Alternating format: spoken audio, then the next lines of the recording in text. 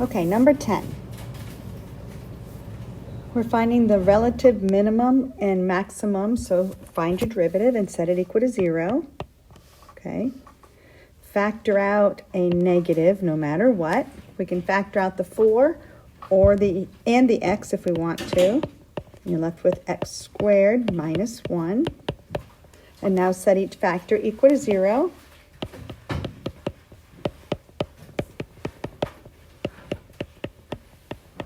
And this is where we have our critical points. Now, to see if those critical points are maximums or minimums, you need a first derivative sign chart. Okay, so I'm going to put -1, 0, and 1 on there.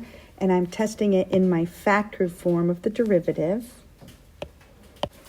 So left of -1, I plug in a -2. And I'm plugging it into this derivative. Okay, so if I plug in a -2, this would be a positive, and this would also be a positive. If I plug in -1/2, plugging in -1/2, this would be a positive. 1/2 squared would be 1/4, this would be a negative, so that's a negative.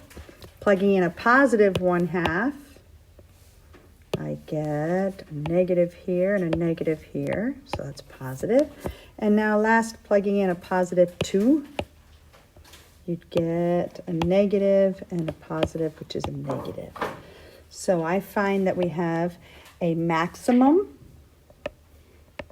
when the derivative goes from positive to negative. So this is a maximum, and this is a maximum. So we have a maximum at 1 and at -1. But for this worksheet, they want you to find the y-coordinate also. And a minimum would be at 0, since the derivative switches from negative to positive. Okay, and now you just take all those x-coordinates and plug them into the original function to get the y-coordinates.